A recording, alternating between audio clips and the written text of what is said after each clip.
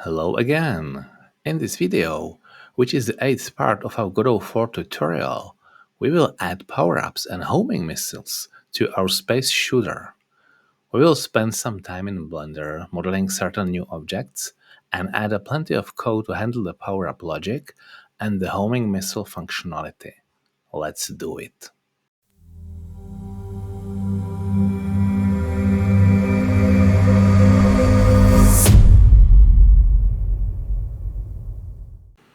It's a fact that our ship doesn't possess an extensive array of abilities, at least not at this stage, so there's a risk of the gameplay becoming boring over time. To resolve that, we can draw inspiration from arcade games and introduce power-ups. In this context, certain enemies will drop certain items upon their destruction, and these items can be collected by our ship, which would trigger some advantageous effect like increased firepower or the restoration of our depleted shield. So let's do it. We will open Blender and model two power-up objects. We will start with a simple 3D letter, as it is pretty straightforward, and it can be of course later replaced by something more sophisticated if you want to. In the object mode, let's select all and press X to delete all. We will press Shift A to add a new object, and we will select text this time. Okay, and we will switch to with tab to edit mode and write W for weapons. On the right side, let's open the panel Object Data Properties, this one with the 8 symbol, and we'll set the following properties. Font, because we want some better font than the regular one. For example, the one that we used in our heads-up display. So let's find it here. Okay, these are the system fonts provided by Windows, and I think that our fonts are located here. Yeah, this is the one. Let's open it.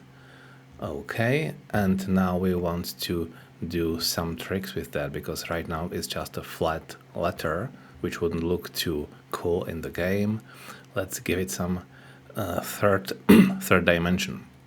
We switch to geometry and go to extrude and click and drag it a little bit.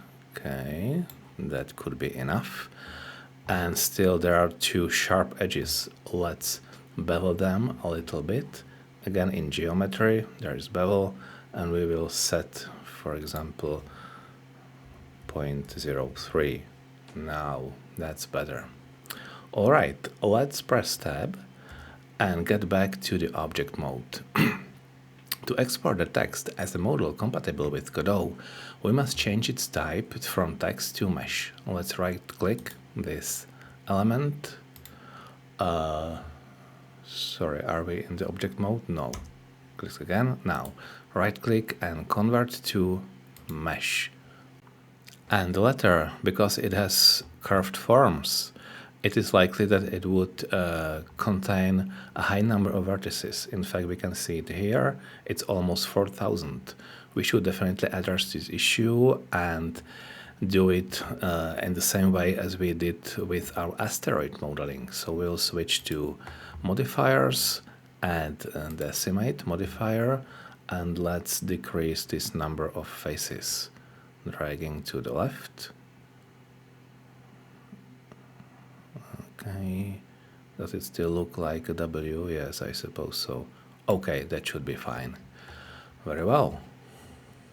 Now we need to ensure that the letter would be rotated correctly in Godot, because rotation always is made around the origin, and the origin is, in our case, in the bottom left corner, which is not right. So we will activate the move gizmo here and just change the coordinates of this letter to make the origin just in the center of that. Yeah, this looks right and pretty fine. And of course now we need to select set origin and origin to, I think, origin to 3D cursor. Yeah, now it is correct. Very well. we can save this scene. Let's do it as, for example, power blend, because we will definitely need it later when we decide to add more power-ups. And now we will repeat these segments and create one more power-up. This time it would be S for shield. So again, we will press Ctrl A and create a text. We switch to edit mode, click this panel to set the font. There it is. And we will write S. Now again, let's extrude. Okay, and set the bevel to 0.03. Yeah, it might be a bit higher than W, but it's not a problem in this case. Let's switch back to object mode, right click, convert to mesh, and let's add the decimate modifier and drag ratio until it drops to something like 200. Yeah, that should be okay. And of course we should definitely apply these modifiers, so I will just click apply here and select W and do the same here. Let's get back to S and change its coordinates as well.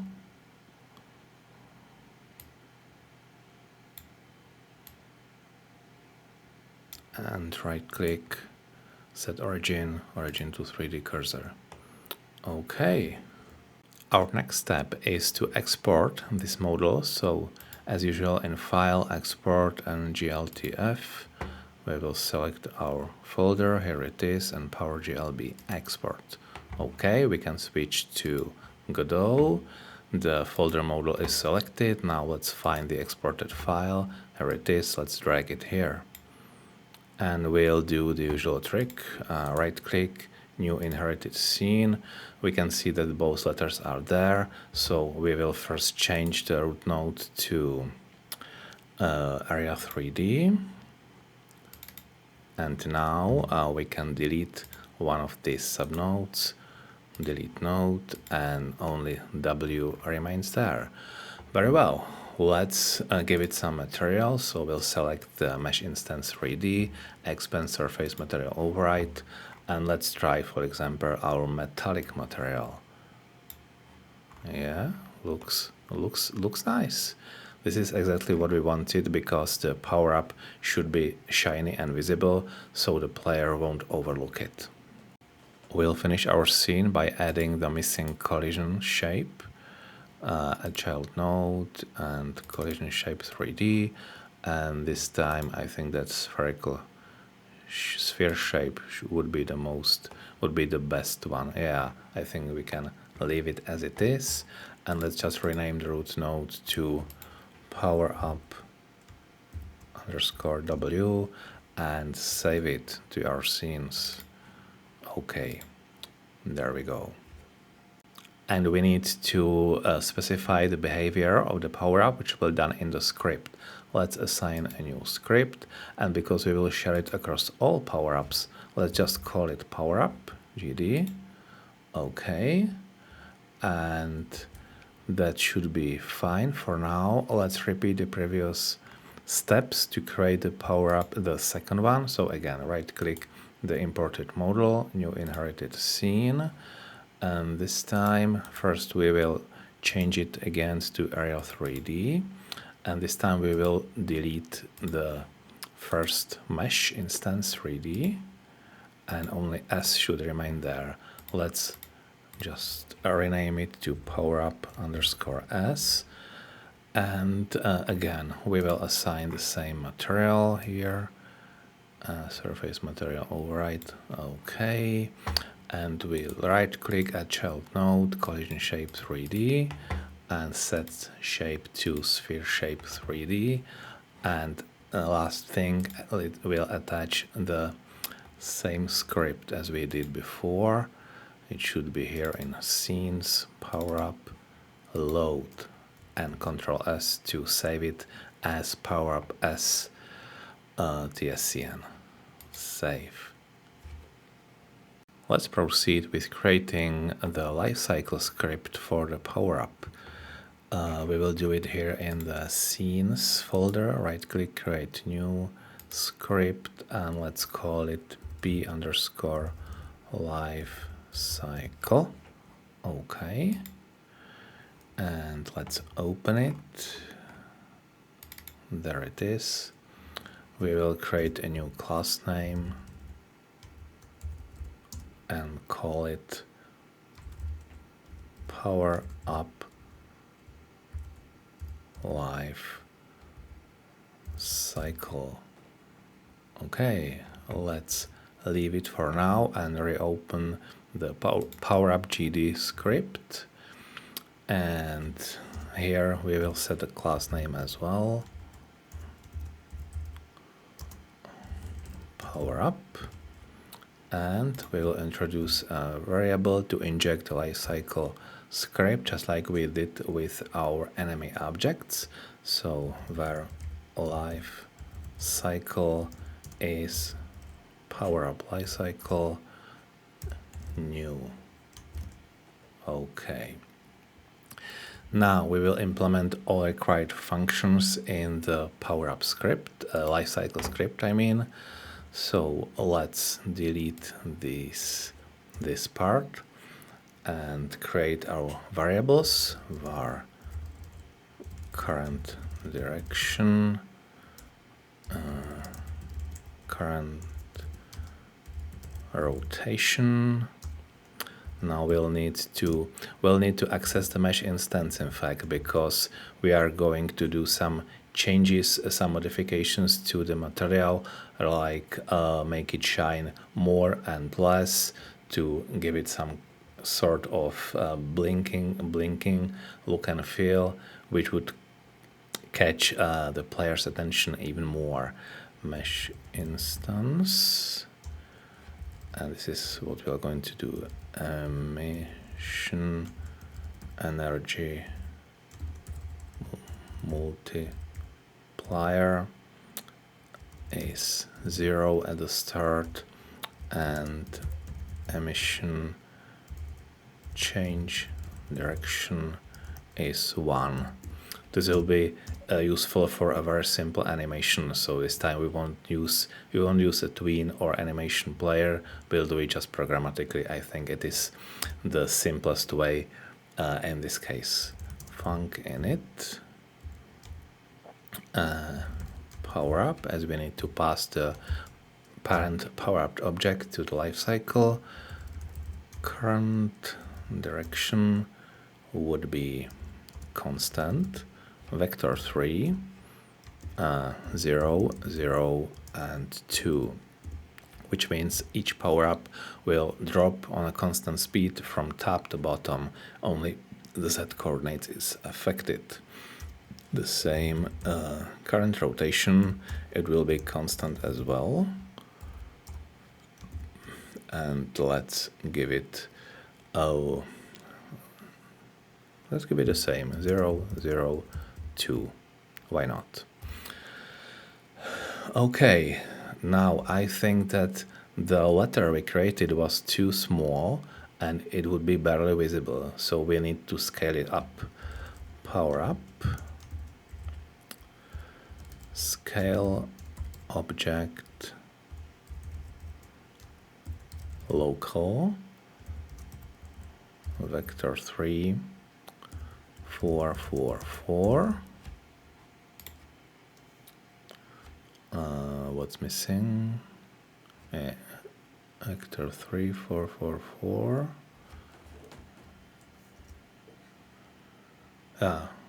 Typos, sorry. Power. Okay. And now we need to detect the correct mesh instance and prepare the emission changes. For mesh in power up, get children, if mesh is mesh instance 3D. In fact, there is not only one child node, there is also collision shape, so we need to check for the type and select the correct node. So we will set it to this prepared variable mesh instance. Okay, and we will call the function set emission, which is not there yet, and we will give it the emission energy multiplier, which is currently 0.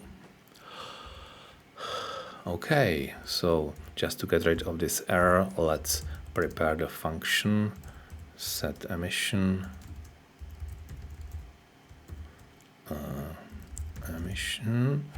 and since it is actually a one-liner, we can implement it right now. Mesh instance. Now we need to get the material of this mesh, and because we have only one material and don't plan to add more of them, we can simply do this. Get active material 0. So it would, from the array of materials, pick the first one, and let's set it variable emission energy multiplier is emission. There we go. And now we need to implement the process function that would control the movement and all other things of these power-up objects. Func process node delta, and let's do it. So node global translate to move it is current direction multiplied by delta. Again, it's independent on the current frame rate. The same for rotation, and this time we rotate only along the z-axis, so we can use rotate z and only one parameter, current rotation z multiplied by delta. And now let's handle the emission energy multiplier is increased by emission change direction, again multiplied by delta. And I think that during my experience it was too fast, so let's divide it by 2. And now we need to do this simple animation. If emission energy multiplier drops below 0, or emission energy multiplier gets above 0.1. I think that these were again the values which I found during my experiments as the best choice. We will change the direction is negative emission change direction. So if it was 1, now it's -1, and vice versa. And we need to call again set emission, and with this new value emission energy multiplier. Okay, and the last thing we need to do is to get rid of this node if it drops below the bottom boundary, because after that it's impossible for the player to pick it up, so there is no point to keep it in the node tree. So it's greater than game manager boundary bottom plus game manager boundary margin. That's because our boundary is actually above the bottom edge of the viewport, so the object, the power-up, would just disappear before it leaves the screen. And in this case, let's call Q3 on this node. All right, this is the life cycle. Now we need to improve the power-up script accordingly. So let's add two export variables.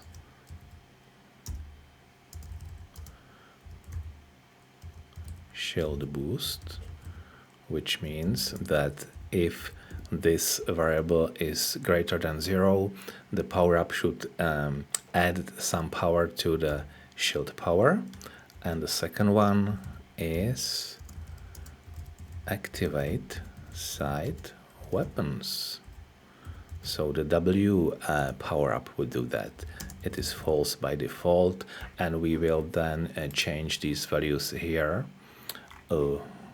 Where? Of course, we forgot to add the script we did it by mistake to collision shape, which is wrong. Let's do it again. Power up. Okay, and now we can see these variables here. Okay, let's create the init function, and first let's delete this part.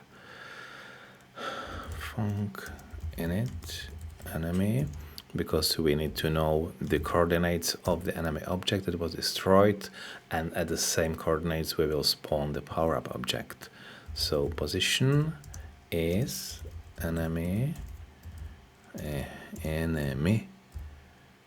global position. Let's call the life cycle to initialize self, passing reference to this object, and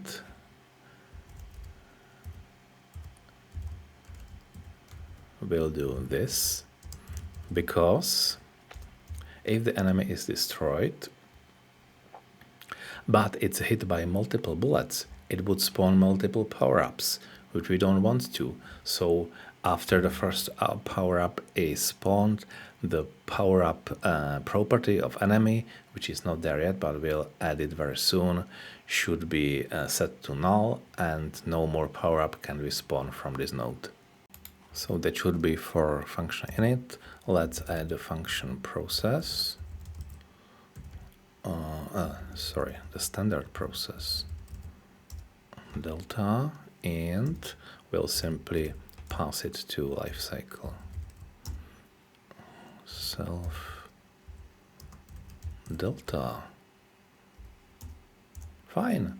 Scripts should be completed, and as you might recall, we reserved layer 6 for power-ups, so we will do it for both these objects, collision, and set layer 6. And of course we need to set the correct export variables. So in case of S, this is the shield boost, so we will, let's say, give 20 units of the shield power would be added, and the W, it will activate side weapons, and again we will add it to the correct collision layer. Okay, Ctrl S to save. So now, with the power-ups ready for display, the question arises as how the game determines when and how to spawn them. We can do it in multiple ways. For example, the game could make a random decision after a destruction of each enemy, or we can predefine specific events in the level definition. In this tutorial, we'll in fact adapt a combination of both approaches. Let's get back to the tutorial script. It's here, and we will start with adding the power-up scene. Power up W scene is, and where is it? Here. Let's drag with Control. There we go. I think we can just start with one power-up and add the second one later. So yeah, let's say that the power-up would be dropped by a UFO ship, and in this case we will add this line var power up index is, this time we'll use rand I range, not rand f, because we want only integers between 0 and 10. Okay, because we have 11 objects there. So this is a random index of this enemy array, and now we need to activate the power up for the selected enemies. So we will add a new property, power up, and the value would be just power up scene if index I is equals to the random index we created, else there is no power up. Okay, yeah, that should be enough at the level definition. And of course now we need to implement this functionality in the enemy script as well. Let's find it where it is. Here. So first we need to add the missing variable power up. Now we switch to the life cycle of the enemy object, and we need to add it here. So let's say we'll do it here. If spawn has power up, then enemy power up would be taken from this dictionary definition power up. Okay, and of course we will need to do the rest of the functionality, like picking up the power up and activating that. Let's go to game manager and we will add the function spawn power up here. So first we need to determine where it would be called from, and I think the best place is create explosion, because that's where the enemy object is destroyed. So we can do it right after this explosion sound. If source node is enemy spawn power up with parameters root node and the source node. Okay, this function doesn't exist yet. We need to add it. Let's do it here. Func spawn power up root node and enemy object. And now we will take and instantiate the power up scene from the enemy object. So var power up scene is enemy power up, and of course it can happen that a scene is not set. So if power up scene is not null, in this case we want to do it. So var power up is power up scene instantiate. Okay, and as usual we will call the init function with this parameter, and we will add it to the scene tree, to the root node as a child. Power up. Okay. Now we need to process it, and the best place would be the player script, because it will affect only the player's ship. So what we need to do is first to create a function that would activate all weapons.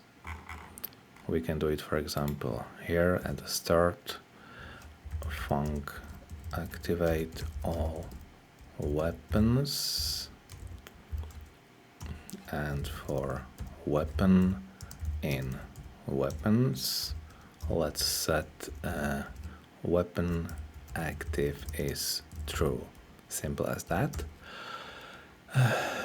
Now we can also prepare the function for the shield activation, unless it is already there. Guess not. So let's do it. Func activate shield. Shield collision. Again, we call it as set deferred to make sure that we are synchronized with the main thread. Enabled, and the value is true, and the shield that was previously depleted should be visible again. Visible is true. Okay. And finally, we will process the power up. So let's do it here. Func process power up. And we want to know what exactly we would do. So first, if power up has the variable shield boost set to true. Now if shield power is 0, we should activate it first, which means that the shield is no longer visible, and after that we will just increase the shield power. Shield power is, and we don't want, of course, we don't want to make it above the maximum value, so we will use the function clamp f. We are working with floats. Shield power increased by 20 and between 0 and max shield power. Yeah, I know this is hard coded and it should probably take it from elsewhere, but it seems that I forgot to do that, so we can fix it later. Let's proceed with the second power up, which would be if power up has activate all weapons. It means that I wasn't correct. This is not true or false. It should be the value greater than 0, of course. Let's activate all weapons. And of course we need to send a signal to update the heads-up display because the values for the progress bars changed, very likely. And finally we'll get rid of this power-up object Q3.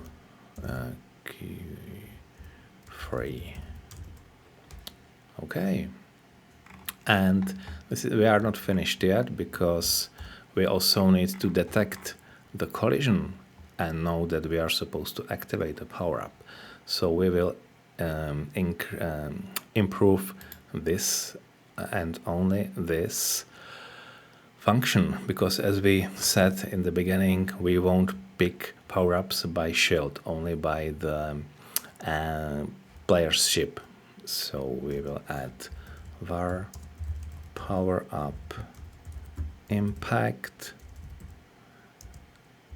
miss area is in group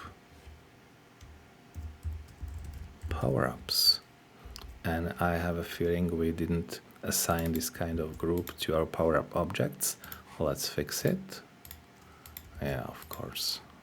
1 and 2. Where is it? Here and here. Okay, save. So where are we? Player, right? Okay. And this should stay as it is. And now elif power up impact happened. Let's call process power up with the parameter area. Of course, if you find a suitable sound to play when a power-up is activated, just download it and add it to the scene sound manager as usual. And then this function would be called from process power-up function. So it seems that there is just one typo here. It's the property is not activate all weapons, but activate side weapons, of course. We can check it in the power-up script. Yeah, activate side weapons. So now we can test it. Let's start a game, and we need to shoot the... We don't know what exactly is located in power-up, so we need to shoot ships and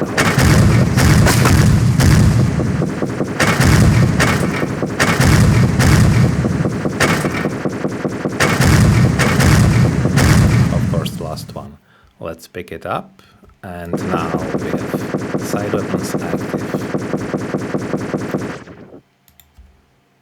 The second topic I promised for this video is a homing missile.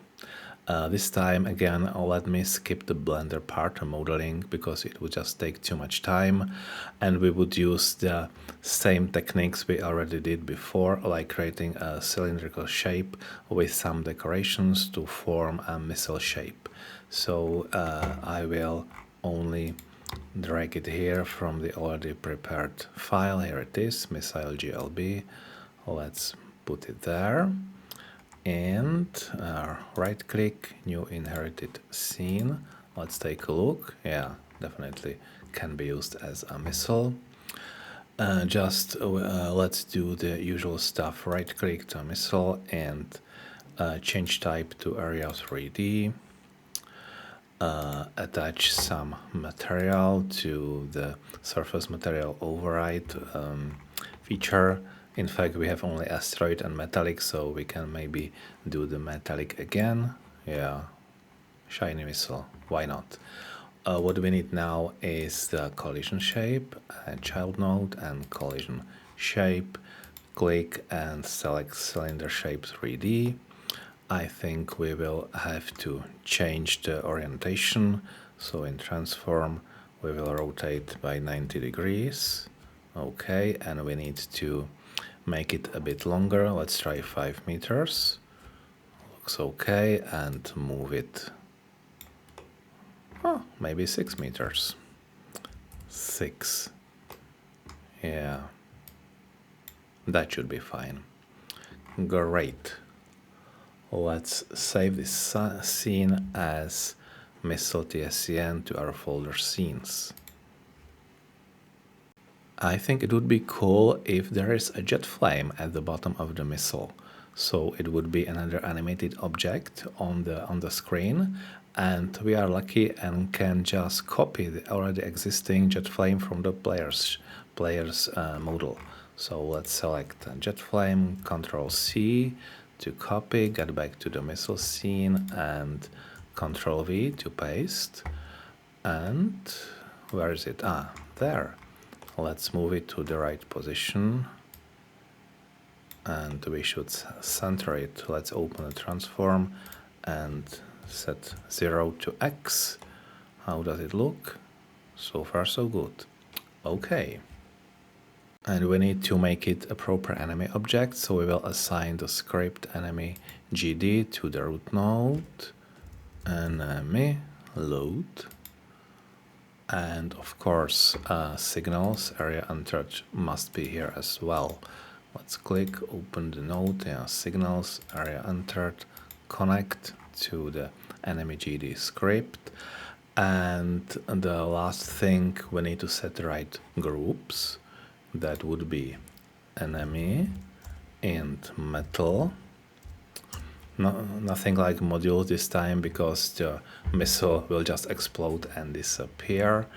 And the last thing, collision masks. So it is an enemy object, layer 2, and it will interact with player's bullets, layer 3. Okay, now we want to create a wave of missiles, which will be done again in the script tutorial.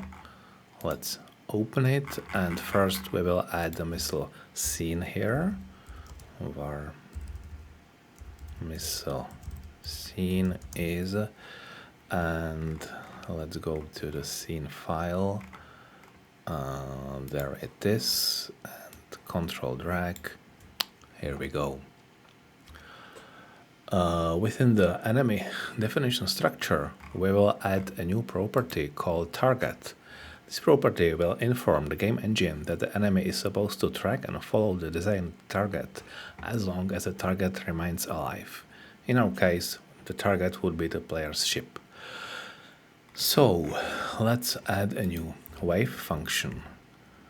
Func get a missile wave, and as before we can just copy and paste the body from another wave function and make the proper modifications. Alright, there won't be any power-ups from missiles, so let's get rid of this. And definitely we don't want to spawn 11 missiles. We can start with just one, so we will remove the cycle as well and press Ctrl Tab to change the indentation to the left. Another nice trick. Okay, so the enemy is missile scene, and we will spawn it with 20 hit points to require 2 shots. Coordinates, okay, there is nothing like the I index, so we will change it to, let's say, something random from this range.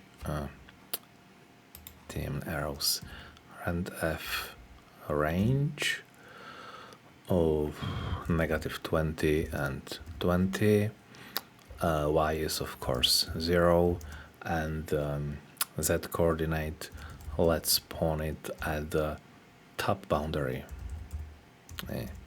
Dot boundary top. All right. Scale. Yeah, I think we created missile just like it's supposed to be, so we can keep the original size. No scale here.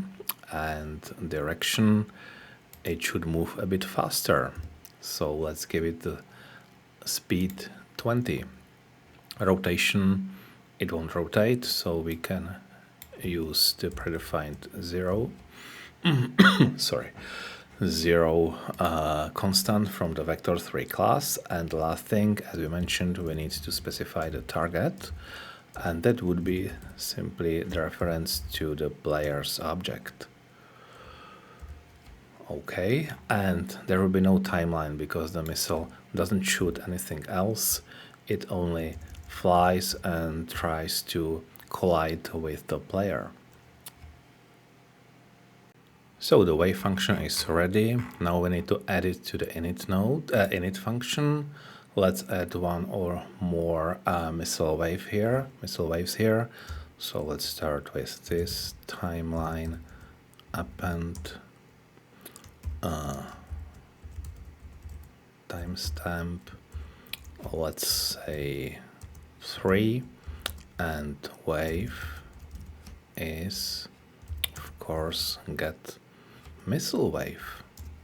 That's one, and perhaps we can add one more just a second after the first one. Okay, now we need to implement the homing algorithm in the script lifecycle. We will start with introducing one more variable, that would be target, as we will need a reference to the current target. And now we already have the speed calculation, which is great, and we need to process the optional target field of the spawn structure. So if spawn has target, let's assign it. Target is spawn target, in our case the player object. And let's do it in the process function. So I believe we can inject it right here. So if utils is valid node target, because we can do these calculations only if there is some target to hit. Let's do this. Var toTarget is target global position minus enemy global position. Because the difference between two vectors is a vector which points from the source to the target, and we'll need that to calculate the angle of the missile's direction. So next we need to apply it to current direction. That would be toTarget, and we set normalized to make it just a unit vector. I mean a vector which length of this vector is 1 and multiplied by speed. This is important because we cannot just use the direction vector as we do with other objects, as the direction changes over time. So we will recalculate it right, just like this. And the direction angle for direction angle is vector 2. This is very similar to the function we used in the enemy bullet script, which could be rotated as well. To target X, to target Z, and angle 2, again top vector, vector 2 up. Okay, and now it's time to rotate the missile's body.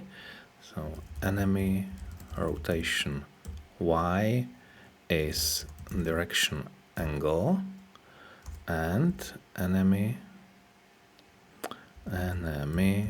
global position would be changed to enemy global position move toward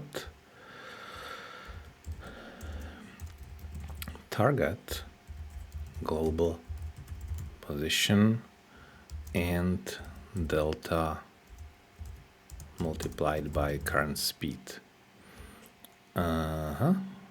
And that should be all for this. And of course, if there is no missile, we need to use the previous functionality, this one. Okay, let's start the game and let's see if we can outrun the homing missiles. Here they come. No, faster. Okay, I destroy them. Nice. I would say that it works as expected. And next time we will work on a big boss flying saucer with some unique powerful weapons, so it will also require its own section in the heads-up display. See you in the next video.